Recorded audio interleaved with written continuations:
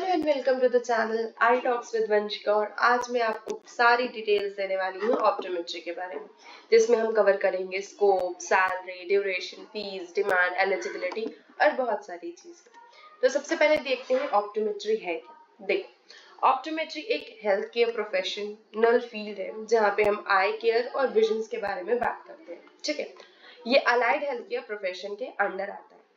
Optometrist का काम क्या होता है? देखो, ऑप्टोमेट्रिस्ट का काम होता है आईज को एग्जामिन करना, आई साइट को टेस्ट करना, ग्लासेस और कॉन्टैक्ट लेंसेज को प्रिस्क्राइब करना और साथ ही साथ विजन प्रॉब्लम्स और आईज डिजीज के बारे में डिटेक्ट करना। ऑप्टोमेट्रिस्ट जो होते हैं वो eye hospital, clinic, optical store और विजन केयर सेंटर्स में काम करते हैं। अब अगर हम बात करें ऑप्टोमेट्रिस्ट के डिमांड पे, तो देखो, लोगों का स्क्रीन टाइम बढ़ रहा है, मोबाइल और लैपटॉप का यूसेज बढ़ रहा है, यंगर पीपल पे आई प्रॉब्लम्स राइज कर रही हैं और साथ ही साथ लोग आई हेल्थ को लेके अवेयर हो रहे हैं। आई केयर इंडस्ट्रीज एक्सपैंड हो रही हैं, तो जो आई स्पेशलिस्ट हैं उनकी डिमांड इंडिया और अब्रॉड दोनों में ही बढ़ रही है।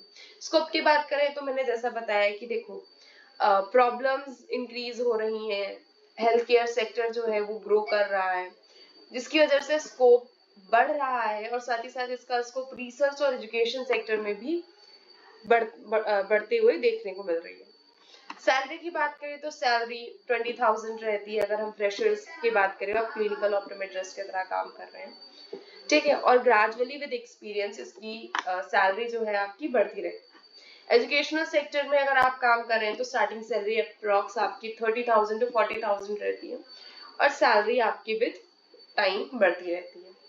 सेम आप ऑप्टिकल स्टोर्स में भी होता है, और अगर आप क्लिनिकल आपका खुद का क्लिनिक है या ऑप्टिकल स्टोर है तो आपके पेशेंट और बिजनेस ग्रोथ पे डिपेंड करती है कि आपकी अर्निंग कितनी हो रही है। अगर आप रिसर्च फील्ड में हैं, यानी कि आप रिसर्च असिस्टेंट या क्लिनिकल रिसर्चर की तरह काम कर रहे हैं, तो आपकी salary approx 25,000 to 70,000 per month हो सकती है। स्टडीज की बात करें तो सबसे पहले आप बैचलर्स इन ऑप्टोमेट्री करते हैं, यानी बी ऑप्टम। ये एक undergraduate health care professional course है। ये आई केयर और विजन साइंसेस से रिलेटेड है। ठीक है, ये 4 साल का कोर्स होता है जिसमें 3 साल का एकेडमिक स्टडी होती है और 1 साल की क्लिनिकल इंटर्नशिप होती है। एलिजिबिलिटी की बात करें तो पीसीबी या पीसीएम के स्टूडेंट इसे परस्यू कर सकते हैं और मिनिमम आपका 50% मार्क्स होने चाहिए 12th में।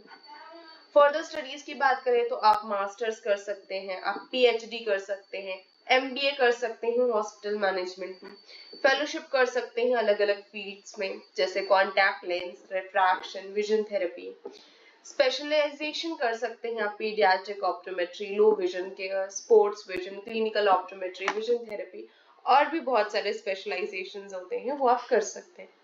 अगर मैं बी ऑप्टोमेट्री की फीस स्ट्रक्चर की बात करूं तो गवर्नमेंट में अप्रॉक्स 5,000 टू 60,000 पर ईयर रहता है। प्राइवेट कॉलेज में अप्रॉक्स 70,000 से 2 लाख पर ईयर होता है। एम्स और गवर्नमेंट इंस्टीट्यूट्स की बात करूं तो बहुत लो होता है और अफोर्डेबल फीस रहती है वहां की। एडिशनल एक्सपेंसेस आपके book, instrument, clinical trainings, hospital और लिविंग चार्जेस जो रहते हैं वो आपके रहेंगे। एलिजिबिलिटी मैंने पहले भी बता दिया, 12th पास होना चाहिए साइंस स्ट्रीम के साथ, फिजिक्स केमिस्ट्री कंपलसरी होनी चाहिए, बायोलॉजी या मैथमेटिक्स में कोई भी एक अगर आपके पास तो आप आगे परस्यू कर सकते हैं। मिनिमम आपके पास 50% होना चाहिए क्योंकि ज्यादातर कॉलेजेस में ये क्राइटेरिया देखने को मिलता है। पीसीबी, पीसीएम दोनों ही स्टूडेंट्स एलिजिबल हैं। एडमिशन की प्रोसेस की बात करें तो आप 12th साइंस स्ट्रीम के साथ पास करते हैं, एंट्रेंस एग्जाम देते हैं या फिर डायरेक्ट एडमिशन लेते हैं। काउंसलिंग अटेंड करने के बाद एडमिशन वेरिफिकेशन और आपका कॉलेज में एडमिशन हो जाता है। एंट्रेंस एग्जाम की बात करें तो नेशनल लेवल पे एक एम्स पैरामेडिकल एग्जाम होता है, सीयूईटी यूजी होता है। इसके अलावा स्टेट लेवल एंट्रेंस एग्जाम्स भी होते हैं, यानी कि हर स्टेट अपना अलग अलग एंट्रेंस एग्जाम कराता है और साथ ही साथ कुछ यूनिवर्सिटीज खुद का एंट्रेंस एग्जाम अलग से करवाती है। डायरेक्ट एडमिशन, बहुत से प्राइवेट कॉलेजेस 12th के बेसिस पे आपको एडमिशन दे देते हैं।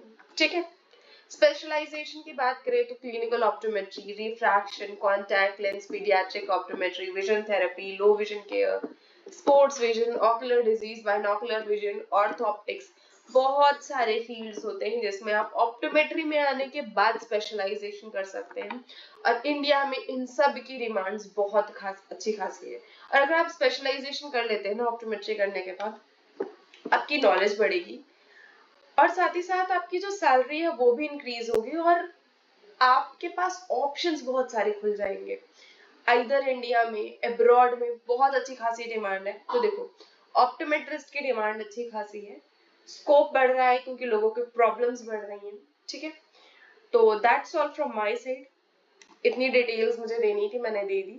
इसके अलावा अगर आपको कुछ भी डिटेल्स चाहिए तो आप कमेंट सेक्शन में मेंशन कर सकते हैं, मैं वो आपको प्रोवाइड करा दूंगी।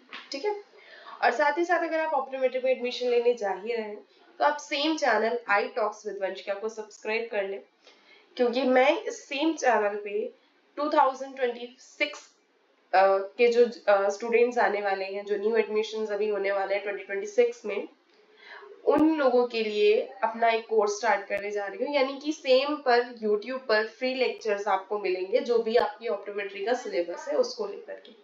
ठीक है, तो आई होप वो वीडियोस आपके काम आएंगी, और आई होप कि ये वीडियो आपके काम आई हो और आपको पसंद आई हो।